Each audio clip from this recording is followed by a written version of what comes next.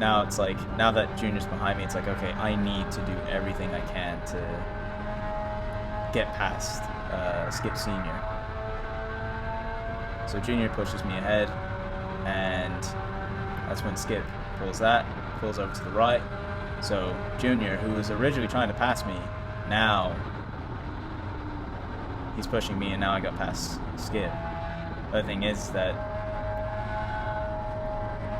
it isn't really over just yet, as Skip kind of just lets him by. So now it's me versus Junior.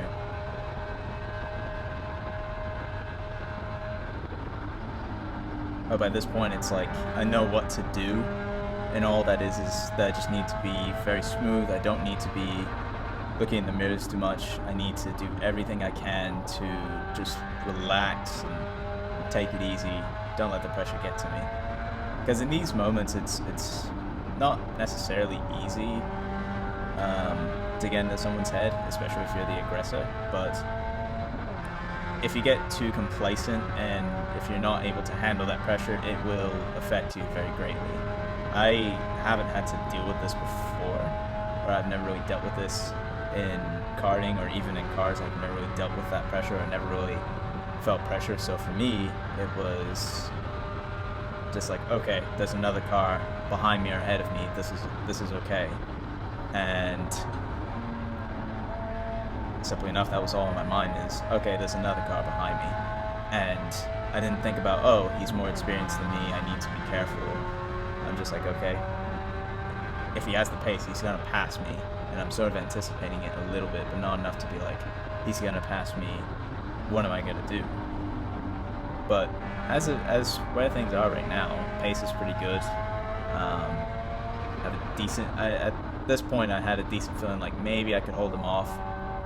I should be able to, but the chance of getting second or first was practically out of my mind, because the two drivers that were up front are very experienced, and the person behind me is very experienced as well. So I had to really give it everything I had here, but also still try not to push too much. So Junior's still behind me, and I'm expecting him to pass me. There he is.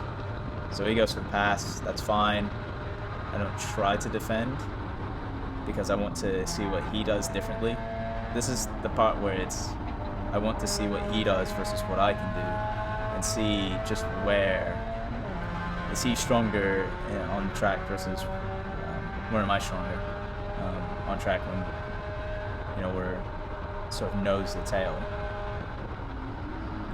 So I get to watch his entries, I get to watch his exits, and I get to listen when he's on the gas, because it's very, very easy to listen to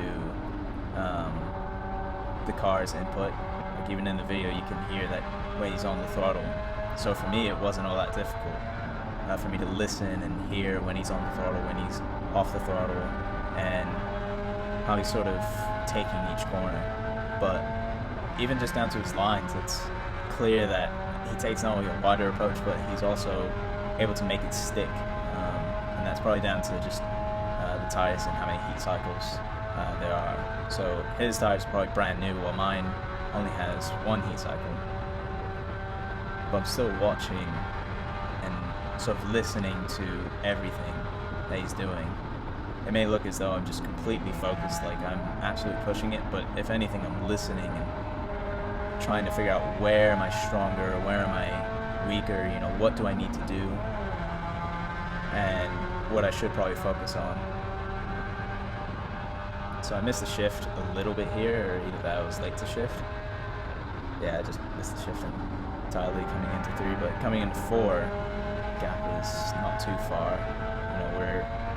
He's not pulling away, but he's not getting any closer, and this is where it can be frustrating as well, because it's very easy to just get eager to get closer, because you see that he's a certain amount of distance away, and naturally the response would be, oh, I need to get up there, I need to get closer, I need to get closer, when it's, no, I need to be patient, I need to just do what I normally do, hit my marks, don't try anything that's out of the ordinary.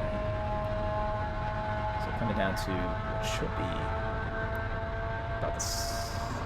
I'd say probably have 4 laps to go, and the gap is fairly large, but I'm not too discouraged. But I do recognize that my entry was better into 1, and coming out of 2, I was able to close the gap a little bit, but not by much. I was still able to close it, but not entirely by much.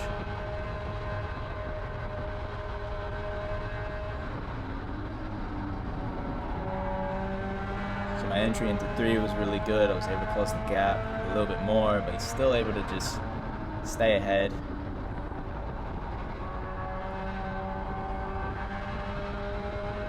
Coming through 5, it was alright. The gap still, it stabilizes at this point.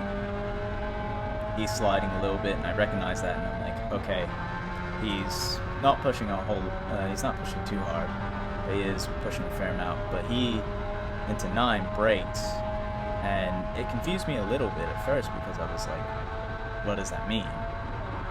In most cases, I mean, with hindsight, of course, I should have known not to go for the overtake at any point. Just stay behind, don't do anything too rash still. But at the time, I was thinking, like, this is a chance for me to take 3rd. I should probably see if I can take it. There's nothing wrong with being ambitious. You still want to go for the position, of course. But still being strategic about it is the sort of #1 priority in my mind.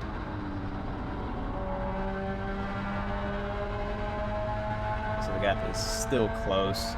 It's not enough to really warrant an overtake, at least through the turns, but on the straights, it should be enough.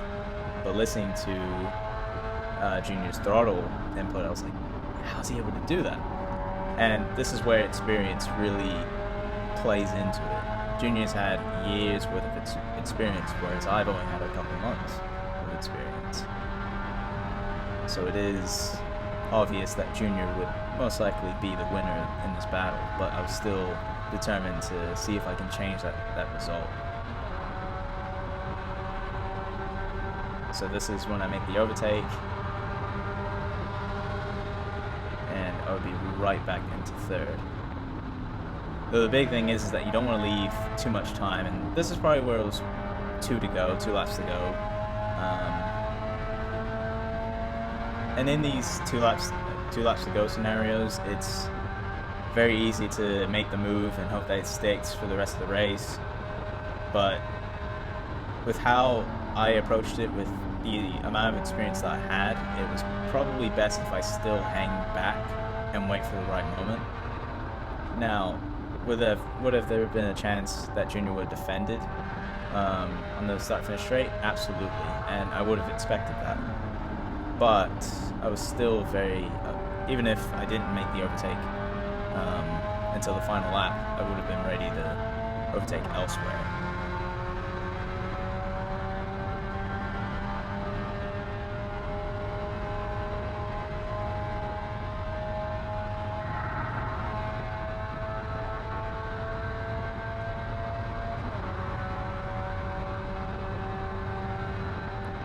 So this is the final lap. Junior makes the overtake around the outside. I couldn't really do anything unless if I wanted to brake really late, but that would have been a really bad decision on my part.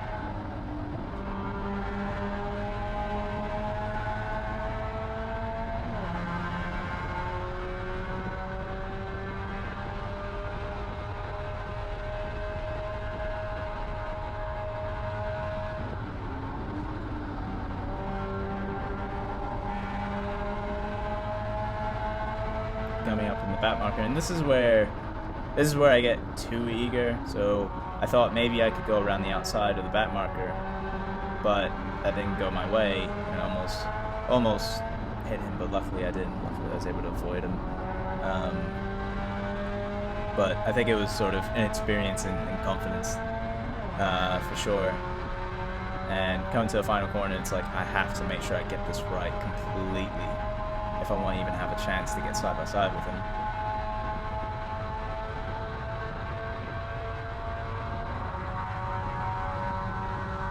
I sort of hang my head there. I was disappointed because I wanted to I wanted to do the best I could.